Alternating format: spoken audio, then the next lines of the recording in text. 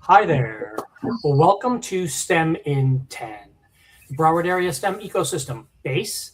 This is our weekly show with you to talk about exactly what's happening in the local STEM community and give you some ideas about what you should be doing to get more involved. We have our regulars in this week. Dr. Lisa, how are you doing today? I'm doing okay. It's been a really fun Earth Week. We're going to talk about that a bit. Yeah, it has been a thing. We actually got good rain. We got In South beautiful Florida, weather, we perfect need Earth Day weather. exactly. We need that nice soft rain. It's been amazing. Miss Denise, how are you doing today? Still learning. We're always Every day. we always learn something every single day. I do want to throw up for everybody because this is still a new podcast for some people who haven't listened to us before. Base Broward Area STEAM Ecosystem here in South Florida. There's a website up for you of exactly what's going on. Reach out to us, basestem.org, for any questions you have about what's going on in the South Florida area with this. But Dr. Lisa, you've got something to bring exactly because of Earth Day here. Yes, I wanted to share some things going on in the community and how you can get involved and how you can get information. So the Broward County has a great Naturescape program. We've partnered with them through the Broward schools, and it's the Environmental Resilience Department. They always keep changing names of this overarching department. We had some schools get Emerald Awards. You might, maybe with your beautiful garden over Earth Day, maybe you refreshed your garden, want to apply for the Emerald Award. That's given away at Water Matters Day, which was a few weeks ago. So you have until another year to get that application in. But there's always questions. If you don't know what to plant, the Florida Friendly Landscaping, make sure you're planting native plants. Make sure you are using mulch. That is, use mulch to conserve water, because mulch keeps the water from evaporating. But when you do use mulch, try not to use mulch that is colored, because there's dyes in those that are not very healthy for animals and for you. So get the Florida Friendly mulch. Or go with the hardscape. Go with the rocks. Or rocks. For rocks, the water doesn't help conserve water quite as much as mulch does. True. But conserving water. You don't have to water rocks. You don't have to water rocks, but sometimes things don't grow in rocks. We want green. We want greenscape.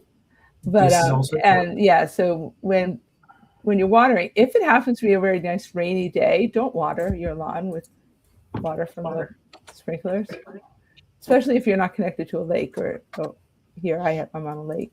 So that's Naturescape, and there's lots of resources there for you for Broward County. Sometimes they have tree giveaways. Last Saturday they were doing a tree giveaway in Miramar.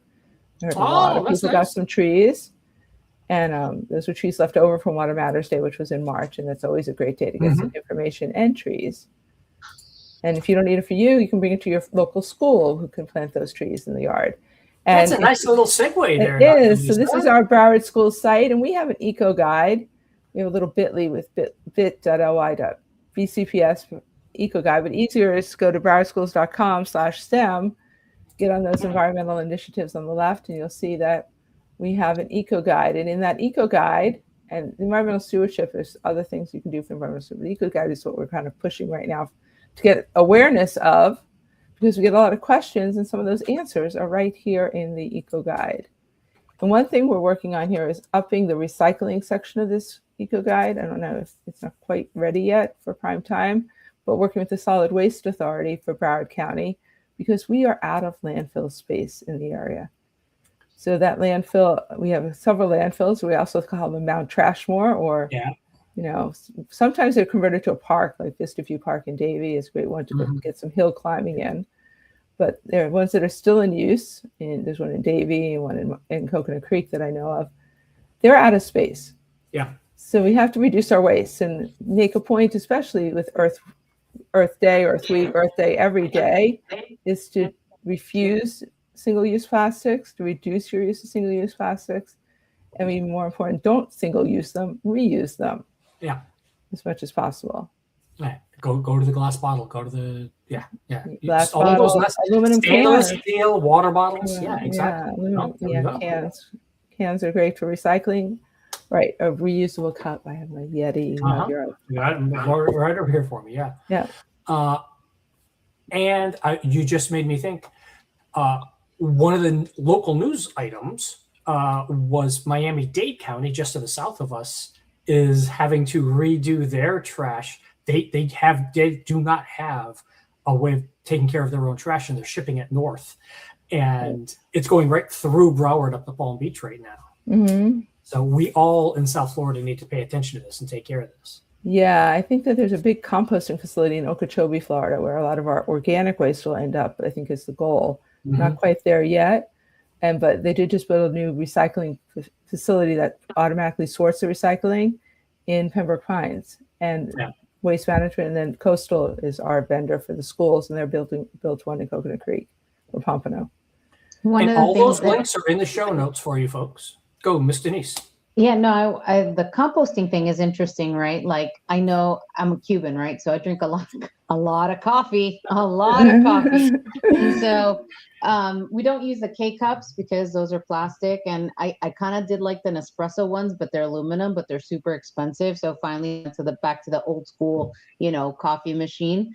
And we take the coffee grinds and the leftover eggshells and kind of, pseudo compost them because, the nitrogen in those are great for plants. And if you're really set on that machine, on that Keurig machine or whatever you're using, they make reusable metal cups. Or if you really must, you can reuse the plastic containers. We've made flashlights out of them, getting the little LEDs and a little button, that coin battery, and make them into flashlights or make them into seed starter containers to start your seeds for your garden. It's a great thing. For the Nespresso ones, for the Nespresso ones, I actually was reusing the Nespresso cups. They sell these little stickers. You peel the sticker off of it, you shove more coffee inside, and you put a little sticker on top of it, and you can put the pods back in. Not quite as good because I can't, compress it as much, but it's there. Leading us right into our tech corner there, Miss Denise. That's right. Making something. Yeah, making something. My career, as an engineer, I use AI a lot, and I have been playing with AI a lot. And my career has completely changed, and what I do and how I do it is completely different. And the topic has been for the last several segments all about higher order thinking skill. I'm also a parent of middle schoolers in the Broward County Public School System, and I am thinking about their future and how to prepare them for that said future, right? And it's, again, go back to those higher order thinking skills, but also talking about my career itself and how it has changed. It's not about what can I build, because now I could build just about anything in software land. It's the questions behind what should I build, and should I build that thing? So like we talked last week about creative writing, because now the new technology literacy, is actually prompt engineering, which is literally creative writing.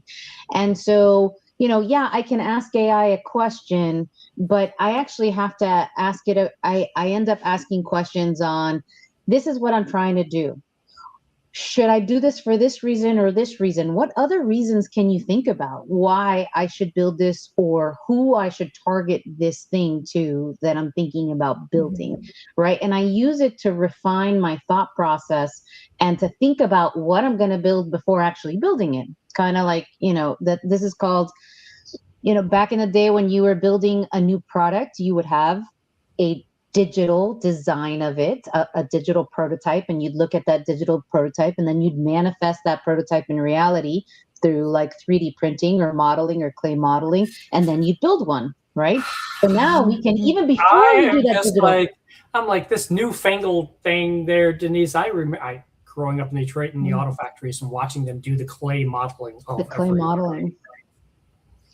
And they still have to do that clay modeling because it's very expensive to manifest things into the real world, right? Just like when we're talking about recycling, it's very expensive to create that plastic. It's very easy to throw it away.